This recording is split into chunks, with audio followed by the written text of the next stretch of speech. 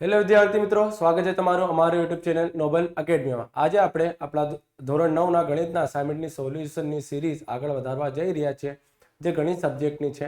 જો વિદ્યાર્થી મિત્રો, જો તમે અમારા યુટ્યુબ ચેનલ પર પ્રથમ વખત આવ્યા હોય તો અમારા ચેનલને સબસ્ક્રાઇબ કરો અને પોતાના ધોરણ 9 અને 11ના વિદ્યાર્થીઓ સાથે શેર કરો, કારણ કે ધોરણ 9 અને 11ના અસાઇનમેન્ટની સોલ્યુશન અમારા યુટ્યુબ ચેનલ પર આવી રહી છે। ધોરણ 9નું સોલ્યુશન ના કેટલીક વિડીયો અમે મોકલી દીધેલ છે અને ધોરણ 11ની વિડીયો પણ મોકલી દેવામાં આવશે। તો આપણા પોતાના ધોરણ 9 અને 11ના વિદ્યાર્થી મિત્રો સાથે શેર કરો। આજે આપણે જોઈશું આ વિડીયોમાં ધોરણ 9ના અસાઇનમેન્ટના સેક્શન બી નું ચેપ્ટર નંબર 9 નું સોલ્યુશન। ઓકે, ચાલો સ્ટાર્ટ। PQ અને XY એ ઓ કેન્દ્રિત વર્તુળની જીવાઓ છે। શું છે? જીવાઓ છે। PQ અને XY ઓ કેન્દ્રિત વર્તુળની શું છે? જીવાઓ છે। POQ 120, OXY 30°, XY બરાબર 8 સેમી હોય તો PQ શોધો। તો જો સૌપ્રથમ આપણે વર્તુળ બનાવીશું। કેન્દ્રનું નામ શું છે? O, અને જીવાઓ કઈ છે? PQ, અને બીજી જીવા કઈ બનાવીશું આપણે? X અને Y, PQ અને XY। POQ કેટલાનું છે? 120, તો POQ કઈ રીતે બનશે? આ ત્રિજ્યા POQ, આ ખૂણા કેટલાનું છે? 120°, અને ખૂણો OXY કેટલાનું છે? 30°નું। આને પણ જોડી દો। હવે XY કેટલાનું છે? 8 સેમી, તો XY થઈ જશે તમારું 8 સેમીનું। શોધવાનું શું છે? PQ શોધો, એટલે કે તમારે આ શોધવાનું છે। તો જો તમને ત્રિજ્યા અને જીવા દ્વારા શું બની ગઈ? આ વર્તુળની અંદર બે ત્રિકોણો બની ગયા, 1 અને 2, બે ત્રિકોણો બની ગયા। તેમાંની એક બાજુ આ જીવા છે, આ પણ જીવા છે। ઓકે, તો તમારે સાબિત કરવું પડશે કે આ જે XY છે, આ PQ છે, આ બંને શું છે? સમાન છે। ઓકે, और જો તમને આ સાબિત કરવું છે, તમને સાબિત કરવું પડશે કે આ બે ત્રિકોણો એકરૂપ છે। તો ચાલો સૌપ્રથમ આપણે શું સાબિત કરીશું કે આ ત્રિકોણ POR અને XOY શું છે? એકરૂપ છે। તો લખીશું આપણે ત્રિકોણ POQ અને ત્રિકોણ XOY માં જો આ શું છે? OP ત્રિજ્યા છે। શું છે? વર્તુળની ત્રિજ્યા। વર્તુળની ત્રિજ્યા 1 હોય, 2 હોય કે 1000 હોય, બધા જ કેવા હોય છે? સમાન હોય છે। અહીંથી OP ત્રિજ્યા છે અને અહીંથી OY શું છે? ત્રિજ્યા। ફરીથી અહીં OQ અને અહીં શું આવી જશે? OX, આ પણ શું છે? ત્રિજ્યા છે। તમને ખ્યાલ હોવો જોઈએ, ચેપ્ટર નંબર 7માં પણ તમે જોયા હશો કે જ્યારે પણ તમારે બે ત્રિકોણોને એકરૂપ સાબિત કરવાનો હોય છે ત્યારે તમારી પાસે કેટલી વસ્તુઓ હોવી જોઈએ? 3, કાં તો 3 ખૂણા, કાં તો 3 બાજુ, 2 ખૂણા, 1 બાજુ, 2 બાજુ, 1 ખૂણા, કોઈ પણ 3 વસ્તુઓ તમારી પાસે હોવું જોઈએ એકરૂપ ત્રિકોણ સાબિત કરવા માટે। પરંતુ અત્યારે આપણને માત્ર કેટલી વસ્તુઓ મળી? 2। તો જો તમારે અહીં એક ચોકડી દેખાય છે, ચોકડીનો અર્થ શું છે? શું બને છે? અહીં અભિકોણ બને છે।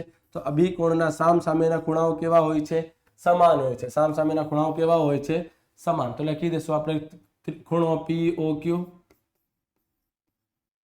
બરાબર ખૂણો XOY બરાબર કેટલા થઈ જશે? 120। રીઝન લખી દેવાનું તમારે અભિકોણ વ્યાસ દ્વારા, માત્ર આટલું લખી દેવાનું। હવે આ બાજુ અને આ શું છે? ખૂણા। તો બાખુબા એકરૂપતાની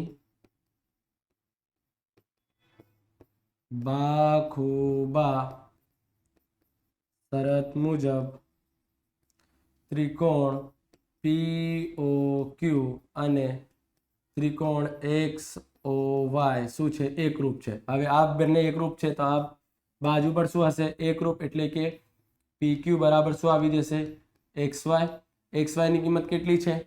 8, તો PQ ની કિંમત પણ કેટલી થઈ જશે? 8 સેમી। PQ ની લંબાઈ 8 સેમી। પત્યું સમ। ઓકે, આ વધારાના 30 સેમી, 120 સેમીની ગણતરી કરવાની જરૂર નથી। તમે સરળતાથી ત્રિકોણને એકરૂપ સાબિત કરી શકો છો, પરંતુ ફરી તમને ખબર જ છે કે CPCT ના નિયમ મુજબ એકરૂપ ત્રિકોણના અનુરૂપ બાજુ કેવા થઈ જાય છે? સમાન થઈ જાય છે. ઓકે, નંબર 2 જોઈએ. પી કેન્દ્રિત વર્તુળની ત્રિજ્યા 8.5 સેમી છે. ત્રિજ્યા કેટલી છે? 8.5. AB વર્તુળનો શું છે? વ્યાસ છે. તો સૌપ્રથમ આપણે કેન્દ્ર વ્યાસ, કેન્દ્રનું નામ શું છે? P, અને AB શું છે? તેનું વ્યાસ છે. A અને B તેનું શું છે? વ્યાસ. હવે તમને ખ્યાલ હોવો જોઈએ કે વ્યાસ જે છે કેટલા ત્રિજ્યાઓથી બને છે? 2. એટલે કે આ 8.5 થઈ જશે અને આ પણ કેટલું થઈ જશે? 8.5 સેમી. અને જો તમે આખું વ્યાસ જોઈતો હોય તો આખો વ્યાસનું માપ કેટલું થઈ જશે? 17 સેમી. કઈ રીતે? 8.5 અને 8.5 કેટલું થાય છે? 17 થાય છે. ઓકે, તો વ્યાસની લંબાઈ આપણને મળી ગઈ AB ની. હવે C એ અર્ધવર્તુળ પરનું બિંદુ છે. C વર્તુળનું બિંદુ એટલે કે ઉપર પણ આવી શકે છે, નીચે પણ આવી શકે છે. તો આપણે C નીચે રાખીએ છીએ. C અર્ધવર્તુળ પરનું એક બિંદુ છે. જો BC બરાબર 8 એટલે કે B અને C ને જોઈન્ટ કરી દો તો કેટલાનું થઈ જશે? 8 સેમી. તો તમારે શોધવાનું શું છે? AC શોધો. AC ને શોધવાનું છે તમારે. તો જો તમને ખ્યાલ હોવો જોઈએ, અર્ધવર્તુળ પરનું દરેક ખૂણો વ્યાસ દ્વારા શું બનાવે છે? કાટખૂણા બનાવે છે. વ્યાસના બિંદુઓ સાથે શું બનાવે છે? કાટખૂણો. એટલે કે ખૂણો A ખૂણો B દ્વારા અહીં શું બની રહ્યું છે? કાટખૂણો બને છે. ઓકે, શું બને છે? કાટખૂણો. તો આપણે લખી શકીએ છીએ ખૂણો ત્રિકોણ ACB. ત્રિકોણ ACB શું છે? કાટકોણ ત્રિકોણ છે. શું છે? કાટકોણ ત્રિકોણ છે. એટલે કે આમાં શું વાપરી શકીએ છીએ આપણે? પાયથાગોરસના પ્રમેય મુજબ. પાયથાગોરસના પ્રમેય મુજબ. હવે પાયથાગોરસના પ્રમેય મુજબ શું સાહેબ? તો તમારે એક સૂત્ર બનાવવું પડશે જે કાટકોણ ત્રિકોણ માટેનું છે.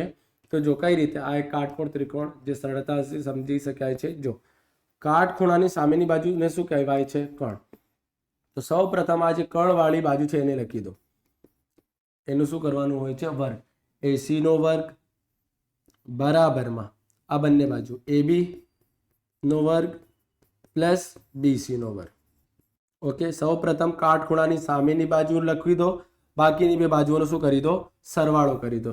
તો જો અહીં કાટખૂણા ક્યાં છે? આની બાજુની સામેની બાજુ કઈ છે? આખી AB. તો AB નો વર્ગ. હવે વધારાની કેટલી બાજુ વધી? 2. AC નો વર્ગ પ્લસ બીજી BC નો વર્ગ. ઓકે, આની સાથે આ સૂત્ર કમ્પ્લીટ બને છે. AB ની લંબાઈ કેટલાની છે? 17. તો 17 નો વર્ગ કરી દો. AC શોધવાનું છે. BC ની કિંમત કેટલી છે? 8. 8 નો વર્ગ. 17 નો વર્ગ આપણને ખ્યાલ હોવો જોઈએ 289 વર્ગમૂળ યાદ કરી લો વિદ્યાર્થી મિત્રો. 8 નો વર્ગ કેટલું આવી જશે? 64. 64 પ્લસમાં છે, સામે જશે માઇનસ. 289 minus 64 બરાબરમાં AC.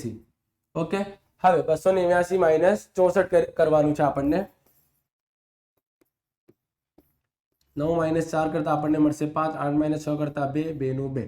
તો 225 બરાબરમાં AC નો વર્ગ. વર્ગ છે, સામે જશે શું થઈ જશે? વર્ગમૂળ. વર્ગમૂળમાં 225 બરાબરમાં AC. હવે 225 કોનો વર્ગ છે? 15 નો વર્ગમૂળ કાઢતા 15 નીકળી જશે. AC બરાબર 15 સેમી. આની સાથે થાય છે આ સમ કમ્પ્લીટ. AC આપણને મળી ગઈ. માત્ર આ સૂત્ર તમારે સમજવું છે. કઈ રીતે બને છે? સૌપ્રથમ કાટખૂણાની સામેની બાજુ લઈ લો, પછી બરાબરમાં બંને બાજુનો શું કરી દો? સરવાળો. યાદ રાખજો વિદ્યાર્થી મિત્રો, ત્રણેયની ઉપર વર્ગ રહેશે. AB નો વર્ગ એટલે કે 17 નો વર્ગ. AC શોધવાનું છે. BC ની જગ્યાએ 8. 17 નો વર્ગ 289. AC શોધવાનું છે. 8 નો વર્ગ શું થઈ જશે? 64. પ્લસમાં છે, સામે જશે માઇનસમાં. માઇનસ કરતા 225. વર્ગ છે, સામે જશે વર્ગમૂળ. વર્ગમૂળનો આન્સર 15. માટે AC બરાબર કેટલું થઈ જશે? 15 થઈ જશે. આગળ નંબર 3 ઉપર જઈએ. ફરીથી P કેન્દ્રિત વર્તુળમાં જીવા શું છે? AB ની લંબાઈ 40 સેમી છે. AB ની લંબાઈ કેટલી છે? 40 સેમી.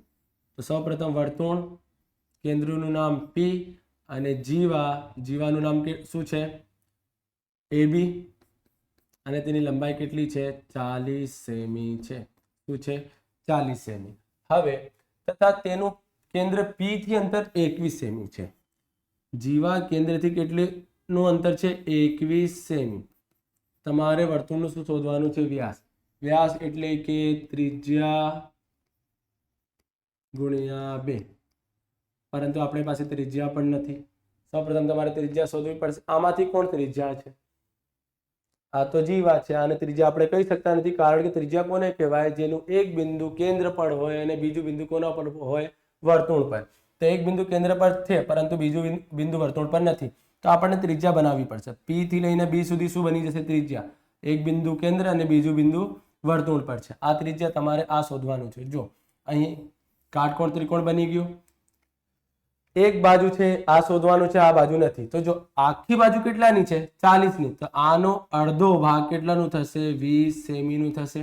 કારણ કે કેન્દ્ર પરથી જીવા ઉપર બનતો લંબ જીવાનો કેટલા ભાગમાં દુભાગે છે? 2 ભાગમાં. આ પ્રમેય મુજબ છે, A અને B. તમને દેખાય છે વિદ્યાર્થી મિત્રો, આખી જીવા કેટલાની છે? 40. આ કેન્દ્ર P થી અંતરની જે રેખા છે એના કેટલા ભાગમાં વિભાજન કરે છે? 2. આખું 40 નું છે તો અડધું કેટલાનું થશે? 20 નું. 3 માંથી 2 બાજુ મળી ગઈ. હવે અહીં આપણે મૂકી દઈશું D. આ ત્રિકોણનું નામ PDB. ત્રિકોણ PDB કાટકોણ ત્રિકોણ છે. હવે કોના મુજબ? પાયથાગોરસના પ્રમેય મુજબ. સૌપ્રથમ કઈ બાજુ આવશે? કર્ણની. આ કાટખૂણા છે, સામેની બાજુ કર્ણ એટલે કે PB નો વર્ગ. હવે PD નો વર્ગ પ્લસ DB નો વર્ગ. હવે PB શોધવાની છે. PD કેટલાની છે? 21 નો વર્ગ. DB કેટલાની છે? 20 નો વર્ગ. PB નો વર્ગ. હવે 21 નો વર્ગ એટલે કે 21 ગુણ્યા 21. 0 2 એકુ 2, 2 દુ 4, 1 એકુ 1, 2 એકુ 2, 1 4 4. કેટલું મળ્યું આપણને? 441 પ્લસ 20 નો વર્ગ 20 ગુણ્યા 20. 0 2 ગુણ્યા 0, 0 2 દુ 4. આના દ્વારા ગુણાકાર કરતા કશું ફરક પડશે નહીં. હવે 400 પ્લસ 441 નો સરવાળો કરતા 441 પ્લસ 400 1 4 8 શું થઈ જશે? 841. વર્ગ છે, સામે જશે શું થઈ જશે? વર્ગમૂળ 841. 841 કોનો વર્ગ છે? 29 નો. કોનો વર્ગ છે? 29 નો. જો કઈ રીતે? 29 ગુણ્યા 29 કરો. 0 2 9 18 નું 8 વધી પડી 1 2 દુ 4 ને 1 5 9 9 81 નો 1 વધી પડી 8 9 દુ 18 ને 8 શું થાય છે? 9 દુ 18, 18 ને 8 26, 1 નું 1 8 ને 6 14 નો 4 વધી પડી 1 8 841 મળી ગયું. એટલે કે 841 કોનો વર્ગ છે? 29. આપણે લખીશું PB બરાબર 29. પરંતુ આ તો શું મળી? ત્રિજ્યા. આ તો શું છે? ત્રિજ્યા છે, કારણ કે આ અડધો માપ છે. તમને વ્યાસ શોધવાનું છે, તો વ્યાસ બરાબર 2 ગુણ્યા ત્રિજ્યા. તો 2 ગુણ્યા ત્રિજ્યાની કિંમત કેટલી છે? 29. 29 દુ કેટલું થઈ જશે? 58 સેમી. આ થઈ જશે તમારું વ્યાસનું આન્સર. આની સાથે થાય છે સમ નંબર 3 નું સોલ્યુશન કમ્પ્લીટ. નંબર 4. આ સમ તો તમારા માટે મોસ્ટ IMP છે, જે દરેક વર્ષ દ્વિતીય અને વાર્ષિક પરીક્ષામાં પૂછાય છે. દ્વિતીય અને વાર્ષિક પરીક્ષામાં આ સમનું ખૂબ જ પૂછવામાં આવેલ છે. ઓકે વિદ્યાર્થી મિત્રો, તમને આ કમ્પલસરી આ સમ તો આવડવું જ જોઈએ. જો અને ખૂબ જ સરળ સમ છે. આપેલા આકૃતિમાં ABC આપણને કેટલું આપેલ છે? 69. પછી ACB એટલે કે આ અડધો ખૂણો કેટલાનું છે? 31 નું છે. તમને BDC એટલે કે BDC આ ખૂણો તમારે શોધવાનું છે. તો જો આ ત્રિકોણ ABC નું માપ આપી દીધેલું છે આપણને. જો ત્રિકોણ ABC સ્વરૂપે જોશો તો તમારે બે ખૂણાનું માપ આપેલ છે. તો તમારે સૌપ્રથમ BAC આ ખૂણા શોધવાનું છે. શું? આ શોધવા માટે તમારી પાસે આ ખૂણો હોવો જોઈએ. તો જો ત્રિકોણ ABC માં તો પ્રથમ ખૂણો કયું છે? ABC. બીજો ખૂણો BCA પ્લસ ત્રીજો ખૂણો CAB. CAB બરાબર કેટલું થઈ જશે? 180. હવે ABC કેટલાનું છે? 69. બીજા ખૂણા કેટલાનું છે? 31. અને CAB આપણને શોધવાનું છે. બરાબર મેં 180. 69 અને 31 નો સરવાળો કરીએ 9 અને 1 10 નું 0 વધી પડી 6 અને 3 9 ને 1 10 100 આવી જશે 100 પ્લસ ખૂણો CAB બરાબરમાં 180 100 પ્લસમાં છે સામે જશે શું થઈ જશે માઇનસમાં 180 માઇનસ 100 કરતા આપણને મળશે 80 CAB કેટલાનું થઈ ગયું 80 અંશનું થઈ ગયું ઓકે આ મળ્યું આપણને 80 અંશ હવે આપણને ખ્યાલ હોવો જોઈએ કે એક જ વૃત્તખંડમાં આવેલ ખૂણાઓ કેવા હોય છે સમાન હોય છે એક જ વૃત્તખંડમાં આવેલા ખૂણાઓ કેવા હોય છે સમાન એટલે કે આ 80 નું છે તો આ પણ કેટલાનું હશે 80 નું ઓકે આ પ્રમેય મુજબ લખીશું આપણે ખૂણો સૌપ્રથમ CAB અને શોધવાનું શું છે આપણને BDC તો લખીશું BDC ખૂણો BDC બરાબર ખૂણો CAB ખૂણો CAB લખવાનું છે તમારે એક જ વૃત્તખંડમાં આવેલા ખૂણાઓ સમાન હોય છે ઓકે વિદ્યાર્થી મિત્રો તમારે આ કમ્પલસરી લખવું પડશે હવે BDC CAB કેટલાનું છે 80 નું તો BDC પર કેટલાનું થઈ જશે 80 નું થઈ જશે ઓકે તો આની સાથે થાય છે ચેપ્ટર નંબર 9 ના ક્વેશ્ચન નંબર 4 નું સોલ્યુશન કમ્પ્લીટ હવે લાસ્ટ ક્વેશ્ચન નંબર 5 ઉપર ચક્રીય ચતુષ્કોણ આપેલ છે PQRS તો સૌપ્રથમ આકૃતિ બનાવી લો ચક્રીય ચતુષ્કોણ એટલે કે વર્તુળની અંદર એક ચતુષ્કોણ હોય છે એને શું કહેવાય ચક્રીય ચતુષ્કોણ નામ શું છે PQRS હવે ખૂણો S માઇનસ ખૂણો Q આપેલ છે તમને ખૂણો S માઇનસ ખૂણો Q બરાબર 80 અંશ તો ખૂણો S અને ખૂણો Q શોધો તો જો તમને ખ્યાલ હોવો જોઈએ S અને Q શું છે સામસામેના ખૂણાઓ છે ચક્રીય ચતુષ્કોણના સામસામેના ખૂણાનો સરવાળો કેટલું થાય છે 180 તો લખવાનું ખૂણો S પ્લસ ખૂણો Q બરાબર 180 લખી દેવાનું ચક્રીય ચતુષ્કોણના સામેના ખૂણા જેમનો સરવાળો કેટલો થાય છે 180 આ બંને સમીકરણનો સરવાળો કરી દો ખૂણો S કેટલું થઈ જશે બે ખૂણો S એક વખત પ્લસ એક વખત માઇનસ કટ થઈ જશે 180 અને 80 કેટલું 0 નો 0 8 અને 8 16 નું 6 વધી પડી 1 ને 1 2 260 અંશ હવે બે ગુણાકારમાં છે સામે જશે ભાગાકારમાં 260 ભાગ્યા 2 બે વડે ભાગાકાર કરતા તમારે શું મળશે 260 ભાગ્યા 2 2 2 0 6 ઉતરશે 2 તરી 6 0 ઉતરશે 0 નો ભાગ થઈ શકતું નથી એટલે કે 130 આ કોની કિંમત થઈ જશે ખૂણો S ની હવે ખૂણો S મળી ગયો તો સમીકરણ નંબર 1 શું છે તમારું ખૂણો S પ્લસ ખૂણો Q બરાબર 180 ખૂણો S કેટલાનું છે 130 તો 130 મૂકી દેશું ખૂણો Q શોધવાનું છે 180 130 પ્લસમાં છે સામે જશે માઇનસમાં 180 માઇનસ 130 માઇનસ કરતા આપણની